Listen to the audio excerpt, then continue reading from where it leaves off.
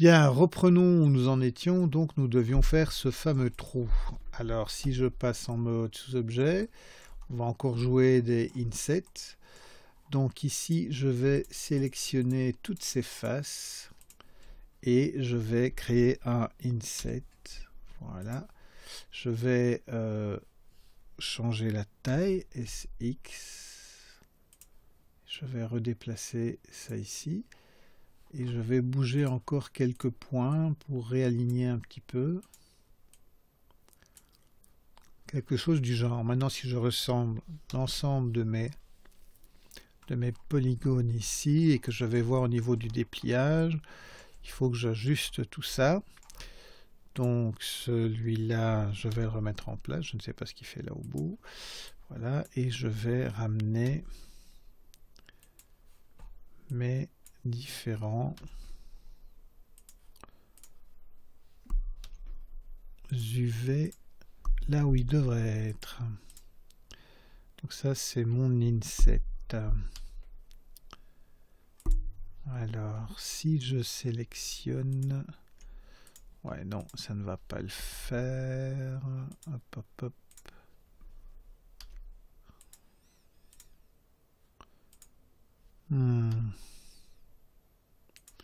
Ici, j'ai un petit nœud. Voilà, il doit être par là.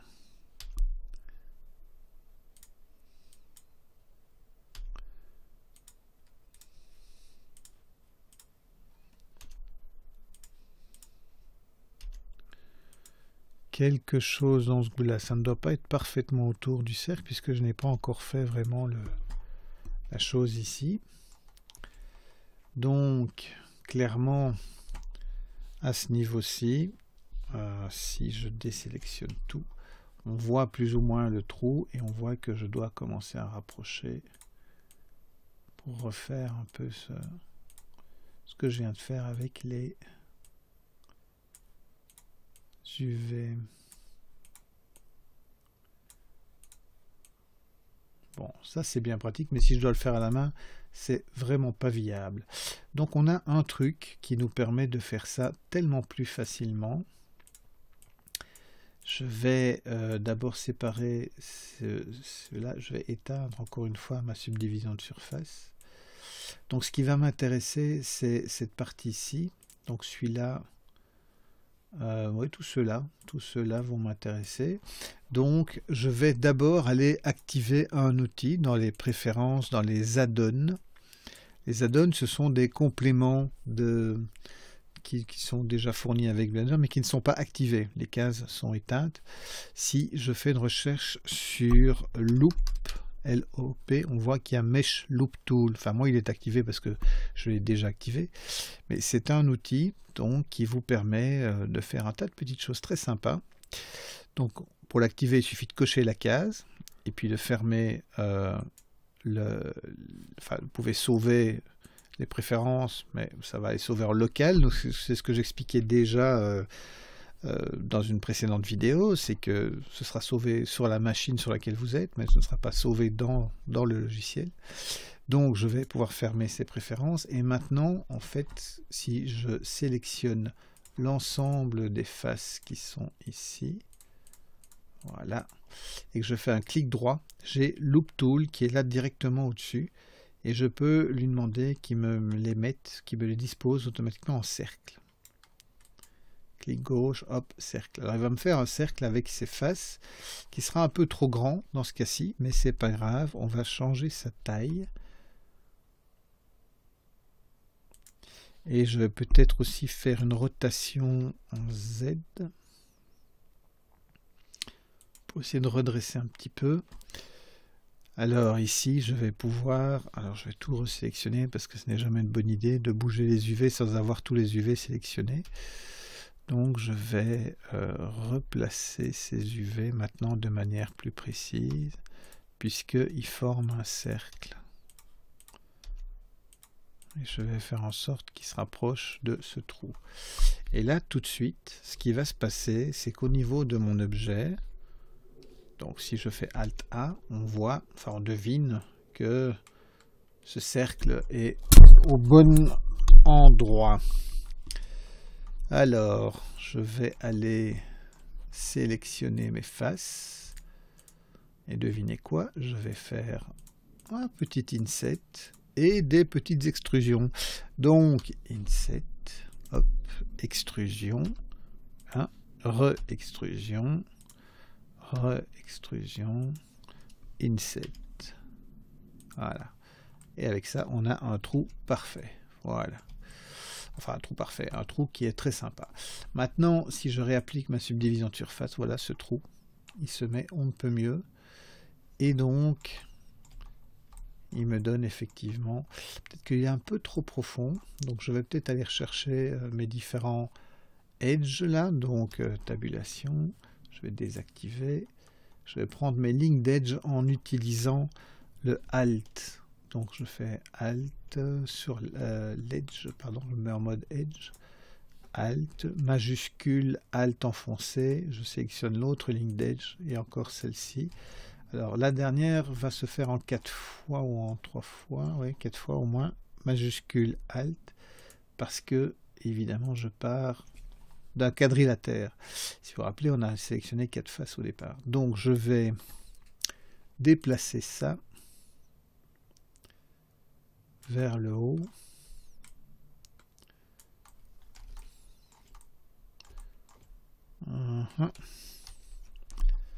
Alors, au niveau du déplacement vers le haut, voilà, il faut que je glisse un petit peu.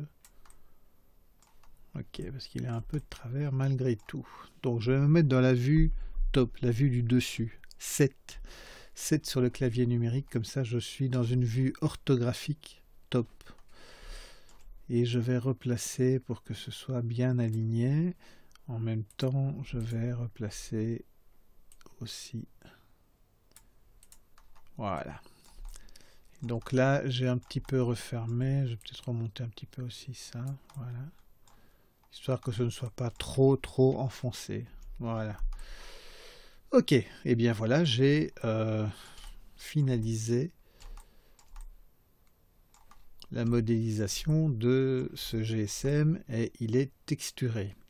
Donc on va pouvoir travailler son shader et aussi un petit peu la mise en place qui va nous permettre de voir comment on va pouvoir sortir une image de cette... Ah oui, non, oulala, je m'avance. Parce qu'avant de ça, il y a encore ici à l'arrière. Ce serait trop facile. On doit faire un petit quelque chose pour ici l'appareil photo. Donc, je vais d'abord, dans un premier temps, sélectionner ces edges. Ouais, ou alors je vais sélectionner ces faces ici. Hop.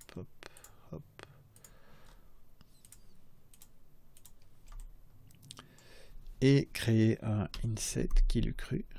Voilà. Et avec ces faces sélectionnées, clic droit, loop tool, circle. Changeons la taille. S. Bon, alors évidemment, au niveau des UV, ça ne va plus du tout. Mais je vais pouvoir refaire tout ça. Donc je resélectionne l'ensemble. Et ça se passe ici. Là, je vais pouvoir replacer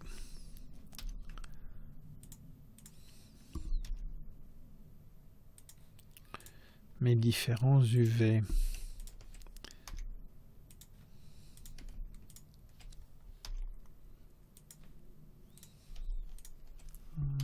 Ouais.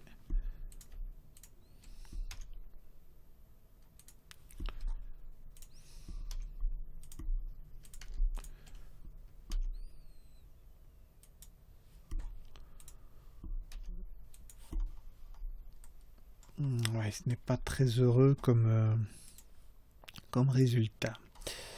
Donc là, vraisemblablement, il faut que je refasse un dépliage pour cette zone-là.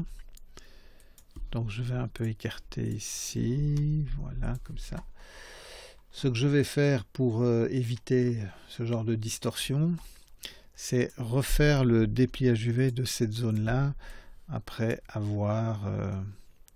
en fait, l'idée, c'est de prendre quelques polygones tout autour. Donc je vais prendre ici, par exemple, des polygones qui eux ne bougeront pas, qui n'ont pas bougé en tout cas. Ok, et puis ensuite je vais sélectionner majuscule, j'ajoute à ma sélection ces faces-ci, voilà, celle-là aussi.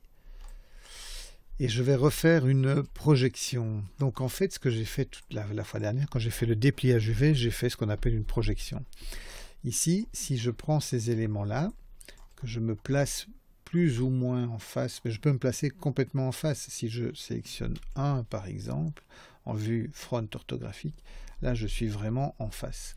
Donc je peux me mettre ici en face et faire U, pour appeler mon menu de UV mapping et faire en fait une projection depuis la vue. Donc là je suis dans vue de face, donc je ne peux pas me tromper. Project from view, voilà, et donc il me fait une nouvelle projection. Je vais prendre tous ces UV et je vais les redéplacer pour les remettre en place. Alors cette projection n'est pas tout à fait dans la bonne proportion par rapport à ma projection précédente, donc je vais resélectionner le tout et je vais changer sa taille pour qu'elle se remette en place. Donc ici on voit, je vais avoir un peu de chipotage à faire, mais ce n'est pas très grave. On va prendre ces UV, les replacer, j'ai X pour qu'ils se remettent là où ils auraient dû être. Alors je vais redescendre ces UV là. Ça va créer une petite distorsion, ce qui est jamais génial, mais c'est tout à fait gérable.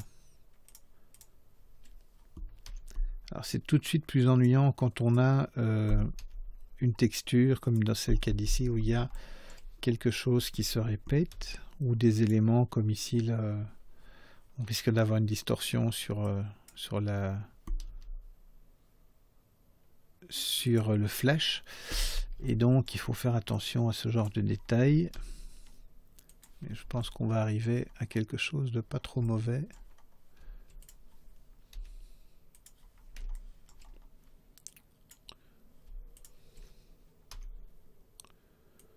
Voilà, par ici, évidemment, c'est pas idéal. Alors, en tout cas, c'est moins grave que ce qu'on avait tout à l'heure.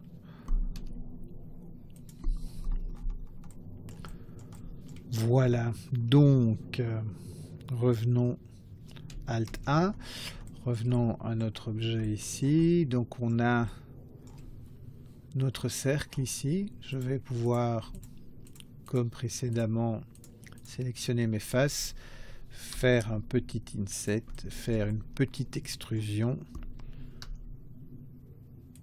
refaire une autre extrusion, refaire un inset. Voilà. Et maintenant, quand j'applique la subdivision de surface, j'ai quelque chose de presque bon, hormis le fait que mes UV vont trop bas. Donc je vais resélectionner le tout et je dois replacer ces UV pour que, alors ici, il faut que je prenne bien les bons UV, parce que sinon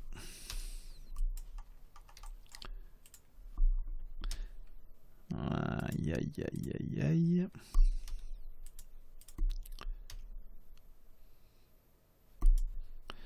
Je reviens en arrière, CTRL Z. Donc en fait l'idée c'est qu'il faut faire attention vraiment à choisir les bons UV. Donc cet UV là,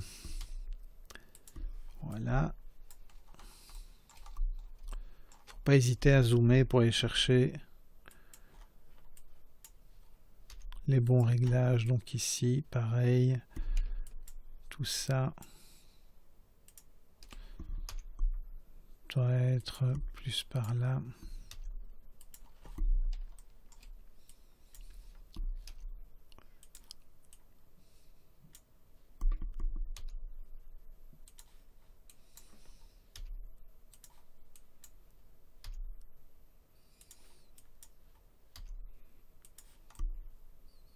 Et voilà.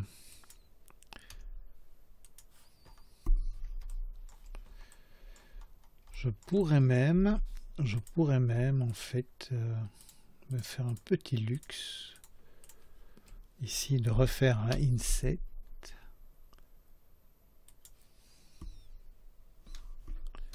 Alors S pour changer la taille. Donc là, il faut que je fasse attention parce que j'ai retourné les polygones. L'idée c'est d'aller chercher vraiment l'optique. Donc je vais voilà faire quelque chose comme ça. Donc ici j'ai un UV qui se balade au mauvais endroit. Je vais sélectionner ces UV, changer leur taille. Voilà. Et ici, pareil, j'ai des points qui ne sont pas au bon endroit.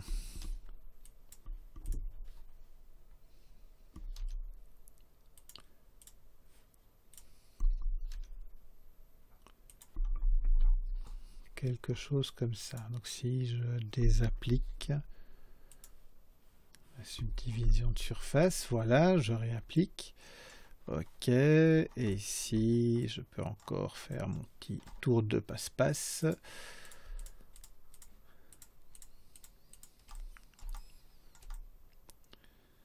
Donc un inset, hop, une extrusion, un inset, hop, et ici je vais même faire une extrusion mais vers l'extérieur, extrusion, hop, et changer la taille, voilà. Et donc là, j'ai comme ça un effet un petit peu de... Ouais, ça donne un peu un effet caméra, voilà. Donc tout ça, on peut jouer aussi là-dessus avec les shaders plus tard, mais on a déjà un peu de géométrie pour pouvoir faire les choses. Alors ici, si je regarde bien, j'ai aussi quelque part un rectangle que je pourrais un peu isoler. Est-ce que ça peut être intéressant? Qu'est-ce que j'ai comme géométrie? Pas que ce soit trop compliqué à faire, mais on peut vite le faire. Hop. On a vu pire. Donc, inset. Ah. CTRL Z, j'ai loupé. Voilà. Est-ce que j'ai bien tout? Ouais. Inset. Hop. Je vais aller chercher mes edges là au-dessus. Allez, pas ceux-là. Non, non, non, ceux-là. Là, j'en ai loupé un, mais c'est pas grave. Il va venir avec les autres. Donc, hop.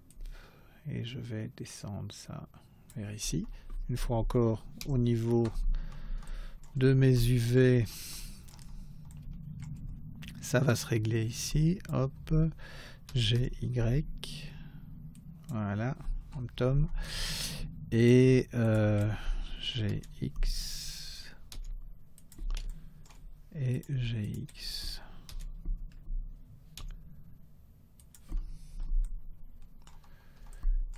Et ici, non,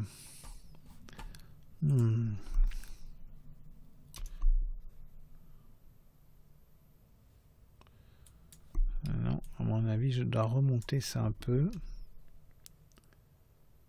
Voilà. Et ici, redresser un petit peu. Voilà. Ok. GY, non, remonter un peu, redescendre un peu,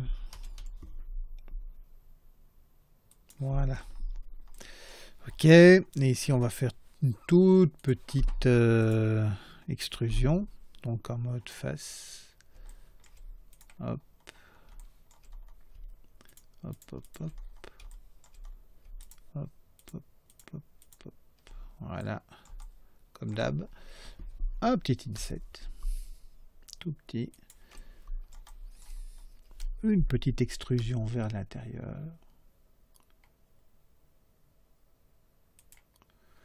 Et une deuxième petite extrusion vers l'intérieur. Voilà. Ça fera l'affaire. L'idée, c'est qu'on ait un peu la sensation qu'il y a un tout petit effet d'arrondissement. Ok, donc voilà. C'est vrai qu'on pourrait creuser un petit peu pour là aussi, mais on va un peu arrêter maintenant.